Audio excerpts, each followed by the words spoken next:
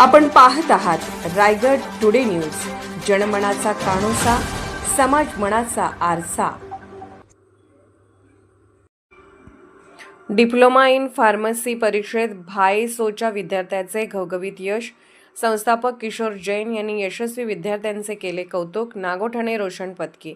भारतीय education society institute of pharmacy Nagothane येथील विद्यार्थ्यांनी नुकत्याच जाहीर झालेल्या डिप्लोमा इन फार्मसी परीक्षेत घवघवीत यश संपादन करून संस्थेच्या शैक्षणिक गुणवत्तेची परंपरा कायम राखली आहे। प्रथम वर्ष डी फार्ममध्ये संस्थेचा एकूण निकाल 88% लागला आहे।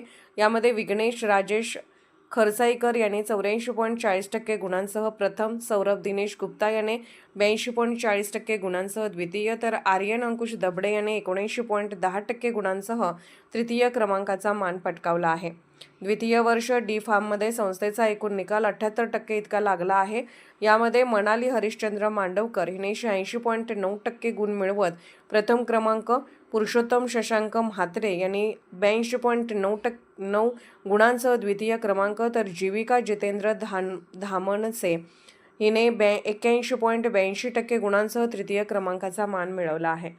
विद्यार्थ्यांच्या उल्लेखनीय यशाबद्दल संस्थेचे संस्थापक किशोर शेठ जैन, मुख्य कार्यकारी अधिकारी कार्तिक जैन, प्राचार्य डॉक्टर आशिष पगारिया तसेच विभाग प्रमुख सौ अनघा सामंत यांनी सर्व यशस्वी विद्यार्थ्यांचे मनपूर्वक अभिनंदन केले आहे।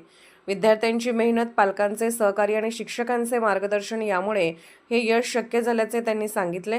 यावेळी संस्थेच्या व्यवस्थापनाने विद्यार्थ्यांना भविष्यातील शैक्षणिक व व्यावसायिक वाटचालीसाठी शुभेच्छा देत ते फार्मसी क्षेत्रात उत्तुंग यश संपादन करून संस्थेचे नाव उज्ज्वल करतील असा विश्वास व्यक्त केला।